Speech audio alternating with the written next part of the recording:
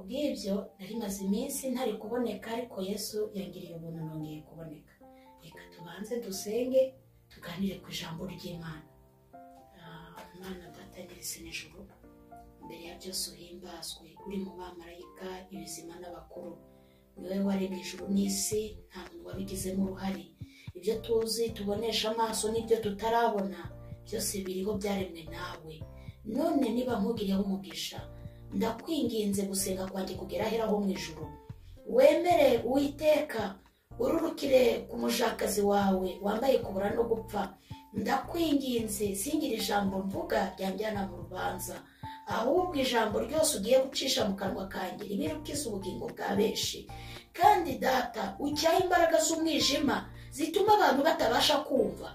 Imyuka mibi ndetse iri ahantu ho mu kirere ikurweho, maze kugirirwa neza nawe byururuke Kristo, ubashe gukiza imitima ya benshi, ubohora imbohe ziboshywe, uhumura abahumye batabasha kumenya iby'iminsi n'igihe.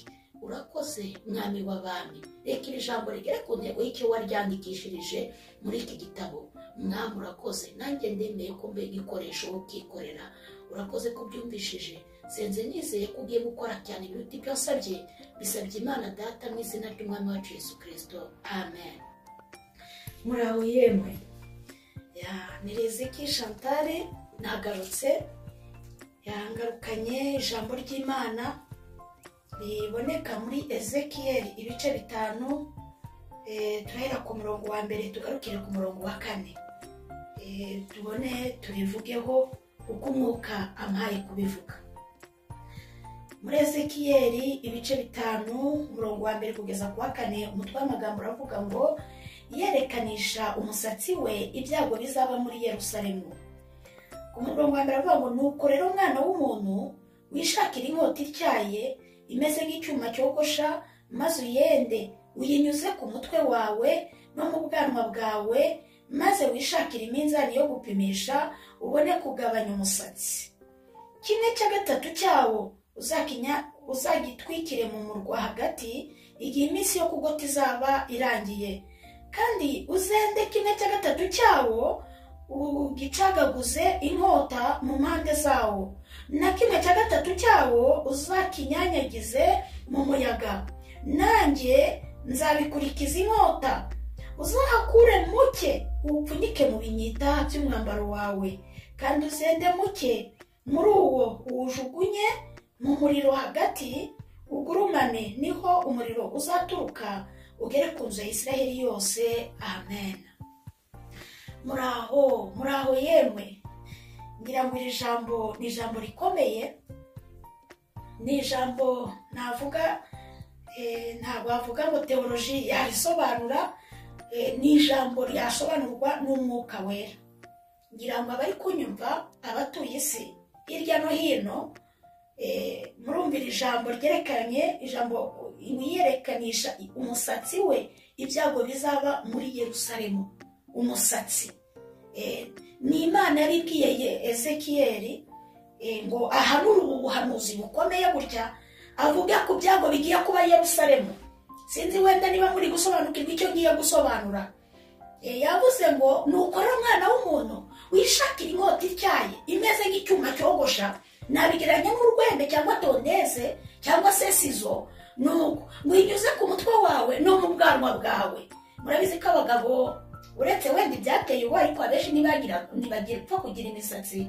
Niyo mpamvu Imana yamubwiye ngo ashyiremo ku bwanwa, mbese asayidire umusatsi we mwinshi. Arengeje Imana iramubwira ngo uwo musatsi uwugaburemo 3.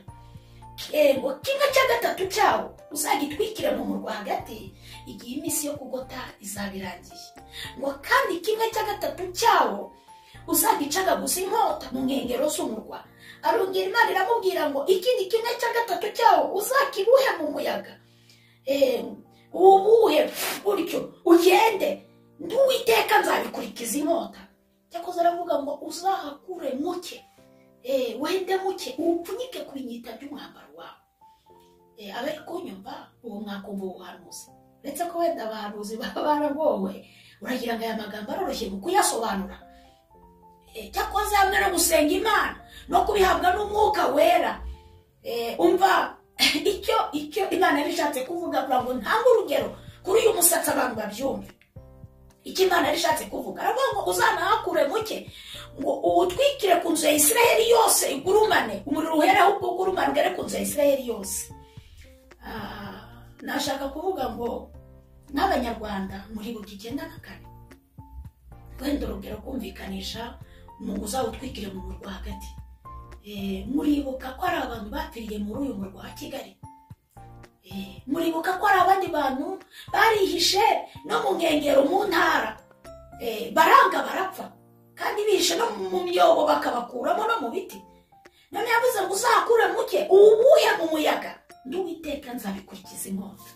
Hari n'abateze indege, abandi batega amato n'imodoka, abandi bagenda n'amaguru bahungira mu bihugu bitandukanye, ariko ntibyabujije inkota kubageraho. Cyane cyane wenda urugero rugaragarira abatuye isi Kongo. Abanyarwanda bahapfiriye ni benshi cyane kandi bazi ko bacitse urupfu, ariko Imana yavuze ngo uzahakure muke upfunyike ku binyita by'umwambaro wawe. Bene data nakunze kubona abagore, abamama aribo bakunze gupfunyika ku gitenge akantu kagapfundo, niba ari nk'akanota agapfundika agakenyera, wenda mu Kinyarwanda ngo ni ku gikodorero niho bashyize hafi aho ngaho. Rero umugore ari gukora imirimo yapfunditse ako gapfundo ku gitenge nk'amafaranga, iyo kijishutse ntaramira igitenge yihutira rya pfundo. Wenyumve neza. None Imana iravuze ngo uhakure muke uwupfunyike ku binyita by'umwambaro wawe. Muribuka ko ari abantu barokokeye i Kigali kandi bari guhigwa, Imana ikabahisha mu busa.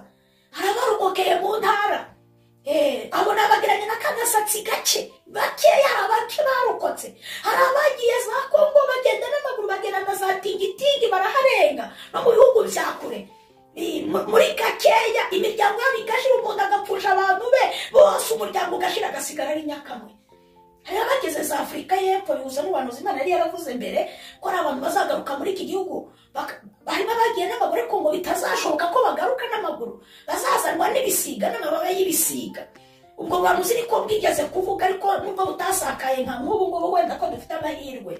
Nuko ibyo bisiga Imana avuga ni indege icyo gihe. Nuko ari abantu batashye ari indege zibagaruye mu gihugu, bisoza kubw'ijambo Imana yari yaravuze. Noneho nihuse icyo gihe ngo uzahakure mu cyara abarokotse bararucika kandi bahigwaga. Nuko cyakoze aravuga ngo uzahakure muke nanone ubutwike ugere ku nzu ya Isiraheli yose. Mwibuke ko ari n'amatorero yivanze mu bya jenoside, abantu bakora jenoside ari abakozi b'Imana, bizanira akaga amatorero, amadini amwe n'amwe, ari wo muriro. Ariyo mpamvu mu madini amwe n'amwe uzagurumana ugere ku nzu ya Isiraheli yose. Habayeho ikibazo, impagarara mu rwego rw'abanyamadini, cyane cyane nka za gacaca zije, abenshi bahuye n'ibibazo babashe kwivanga muri ibi bintu. Noneho ku rugero rwo gupfunyikwa nakwereka urugero rugaragara Bibiliya. Umuntu Imana yapfunyitse mu buryo bugaragara, akaga kagiye kuza.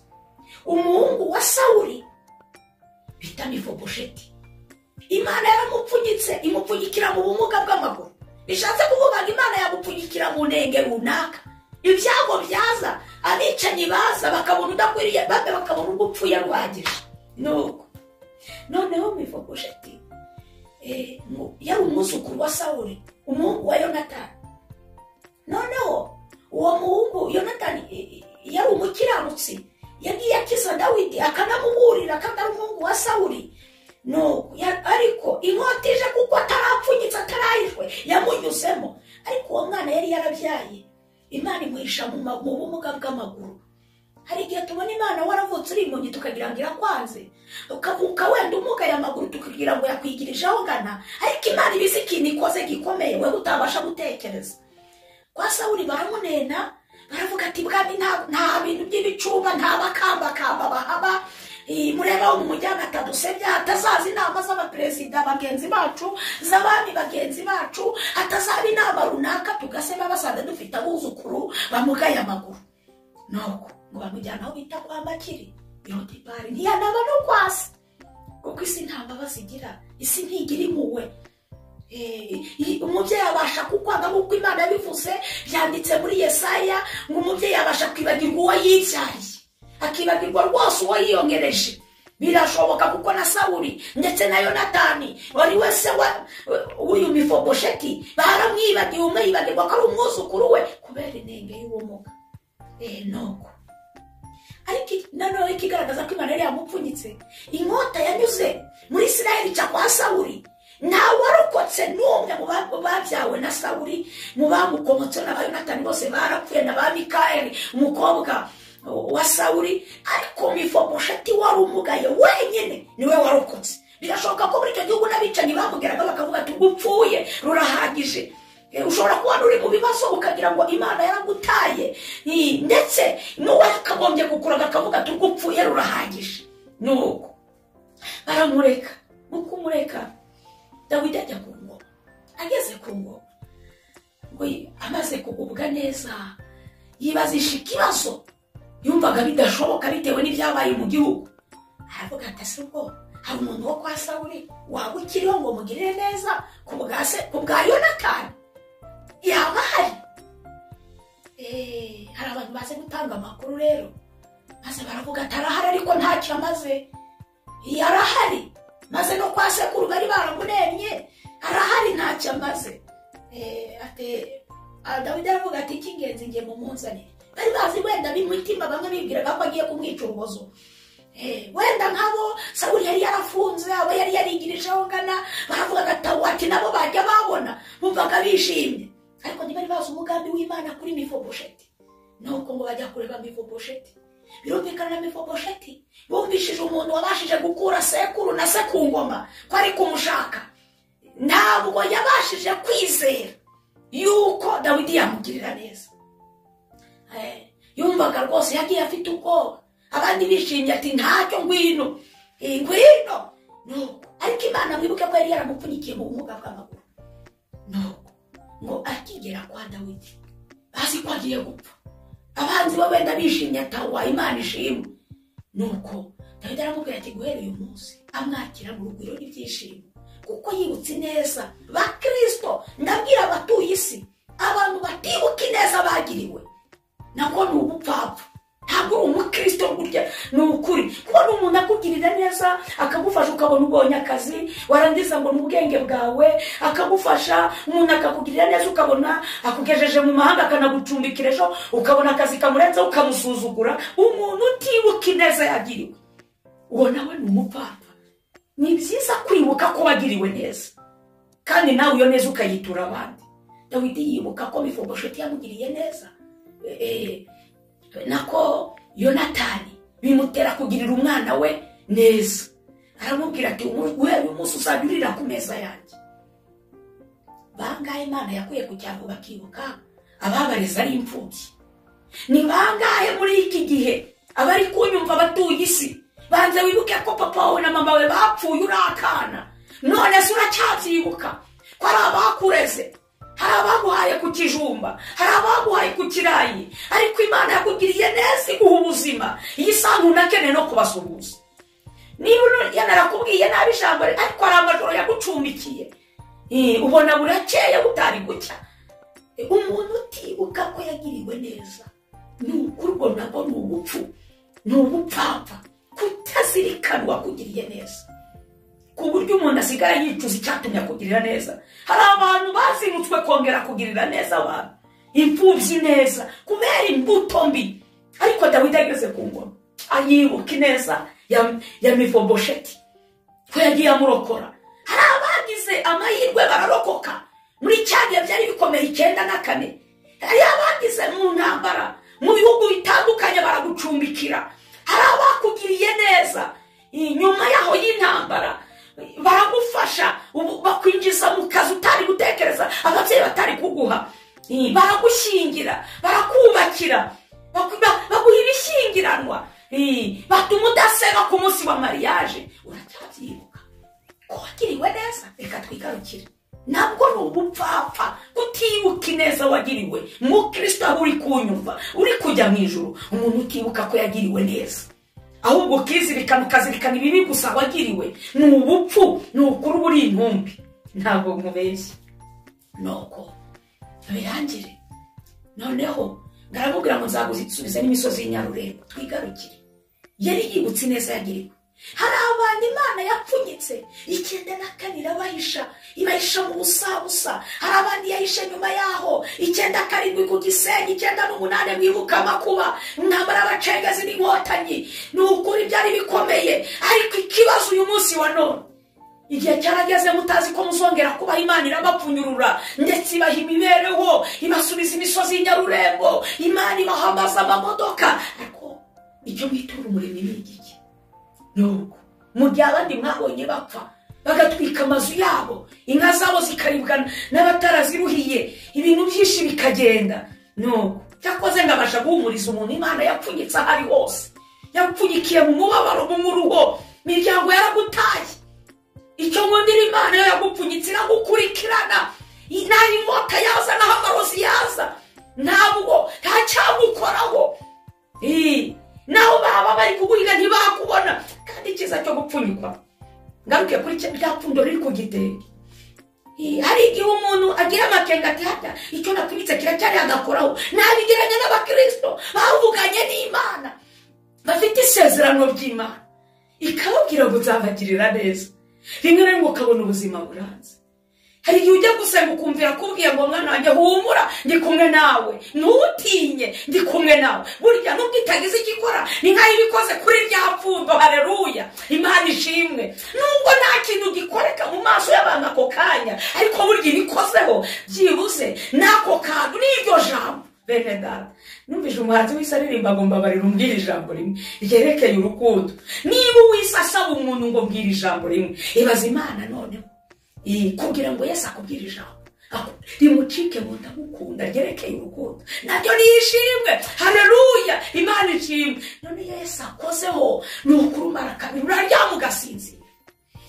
Nuko ubwo birangiye, yabirangiye yapfundo. Hari igihe nanone umuntu asasa imigeri iti oya kwihangana kurananiye. Hari ukuntu umuntu apfunyurura akayaga kakagera mu gipfunyika akongera agapfunyika atavuze ngo arapfunyuruye. Hari ukuntu Imana ipfunyurura ugakora ubukwe ariko ikongera ikazirika inzara igakomeza, ubukene bukaga. Ariko bitavuze ngo iragupfunyuruye nyine gushyize ahagaragara iguhaye iby'Inyarurembo, guhaye kurira ku meza y'abami. Hari igihe ipfunyurura ukabona urangije amashuri, ukabona ubonye risasi, ariko ikongera ikazirika. Byibuze ukamarana iyo morali, ugakomeza ukarwana intambara, ugakomeza ugasenga. Ariko bitavuze ko Imana itazabura gusohoza icyo yavuze ku buzima bwawe. Nuko nihuse icyo ngendereye si ibyo byo gupfunyura, kuko mwarabibonye ko ari abantu Imana yagiriye neza ibakuye mu maraso, mu ntumbi z'abantu.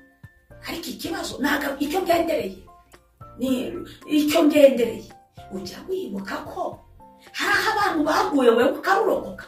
Uri umusirikare ku rugamba, abo muri kumwe ukabona barapfuye abandi baramugaye, wewe ukabona irakurinze n'inzara zose zirimo. Nukuri ujya wibuka gushima umuremyi wo kwizerwa. Nuko Dawidi yabigenje akibuka ineza yagiriwe. Tugiye gusenga nta bintu byinshi, cyakoze abantu bibagiwe gushimira Imana yabatambukije ahakomeye. Mumva abagore muri kubise by'inda, abandi ukabona arapfuye kwa muganga, ukabona uri kuri iki gitanda arapfuye, hariya nawe ngo arapfuye, wewe uraho ukavuga uti unanjye kandi ari wowe urembye cyane. Ariko wajya kubona ukabona Imana irahagukuye. Ujya wibuka iyo neza y'Imana. Niba rero waribagiwe ukibagirwa ya mihigo wahigiye umuremyi, ijambo ryavuze ngo utwike uwo musazi ugere ku nzu ya Isiraheli yose. Byumvikana hagize ikibi kiza utaributse neza wagiriwe n'umuremyi, harya icyakurengera Imana yahera kukiyongera kugupfunyika, yahera kukiyongera kuguhisha. Hagize andi makubaza yahera kuki. None ko wayituye gusambana, wa mugore we, ubu hateye icyorezo cy'abagore bari gusambana, noneho byateye isese birarenze. Bose mwabagore mwabona atari ubukunguzi, umuntu w'umubyeyi koko. Ariko mubanze mwibaze, wenda mbwira abatuye isi, mushyire muri logike. Buriya ninde wanezezwa no kubona mama we bamufasha asambana? Ninde byanezeza? Tubwizanye ukuri, ninde wabona mama we ari gusambana nuko waba uri indaya akavuga ati nta kibazo ni sawa? Niba mutifuza ko ba mama wanyu bababyaye bafatwa bari gusambana, kuki muri guhemukira abana muri kubyara? Mwabyaye mugakora ibintu bisa bityo iby'urukozasoni mu maso y'abantu. Mwibagiwe ibyago n'iko Imana yabanyujijemo, impanuka yagiye ibarinda, mukaba mukoze. None ni iyi nyiturano, ni ibimuhebye Imana, muri gusenya ingo za bagenzi banyu. Abagore bagenzi banyu bakara badasinziriye hejuru yawe wa mugore we, aho uri hose uzi kuri gutwara abagabo babandi. Unyumve neza, ntuzabura kunyurwamo n'inkota y'Uwiteka. Hateye ubutinganyi no mu nsengero burimo mu bacuranzi. Koko ubu umurengo ugufashe n'uwuhe kubuzi gucuranga sentetizeri? Niyo mpamvu biguteye ibikabye imisatsi reka data ntugisokoza, ubwanwa ni nka ruhaya, inzara ni nk'iziciyoni. Ubu koko ibyo biguteye kwibagirwa umuremyi wo kwizerwa, nkarya ngurijeya yo ubu si yumubuje nubwo ari gato cyane. Ntugukubita hasi kuba warateye ibyuma umubura aritinya. Mwari muzi ko intwaro z'Imana zitagombera ubunini? Imana yagushatse ngo urakaze. Uzi ko Imana ifite aho gukora no ku rutoki ubwabyo, bikaba byakugeza iburayi yarukozeho. Mwari muzi ko Imana ariyo gutinywa? Yaraguhishe ikurinda gusara abandi bari kwambara ubusa, iraguhisha ntiwatoragura amasashi. Ibyo kuvuga ngo uri igayi, ngurije ya uri niga uri ikigura umukobwa ngo amabuno yo yayateza kanseri agahinduka inyo n'umunuko. Koko niba Imana yaraguhishe, niki kiguteye kwibagirwa umuremyi wawe mu misi yo kubaho kwawe, ko yaguteza uburwayi abandi batazi? Reka dusenge.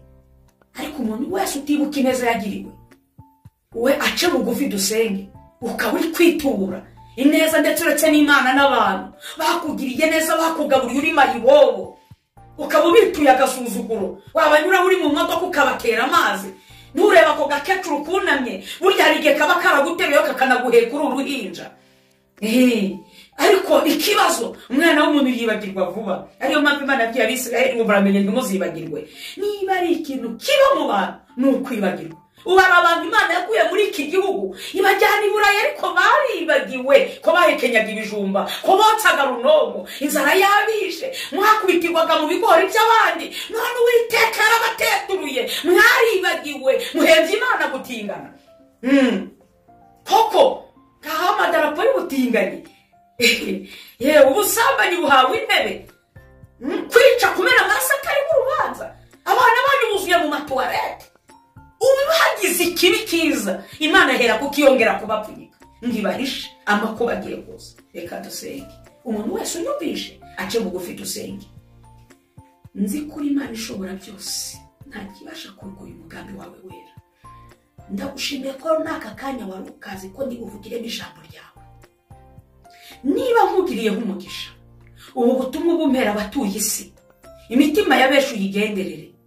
Kandi Data mwiza wo mu ijuru, uhereza abantu kwicisha bugufi, bamere nk'ibisuka ku gicaniro, bihana ibyaha byabo, kugira ngo hatagira ikintu kiza ukabura guhera wongera kubagirira ibambe. Ndakwinginze ngo Mana ugenderere imitima iri kunyumva, ubahe kwihana no kureka ibyaha, kandi babarira abantu aka kanya mubishira ijambo bakaca bugufi. Amaraso ya Yesu abeza abatunganye, bakurwaho ikibi cyose, bakurwaho umugayo wose, kugira ngo ejo intebe y'imanza nimanukira mu isi uje guca imanza z'abari mu isi batarimbuka. Urakoze kuri kunyumva mu izina rya Kristo Yesu, amen. Reka mbabwire nimero yanjye ni 0788 71 33 11 0788 71 33 11. Muri kumwe na Riziki Chantal, muraho yemwe.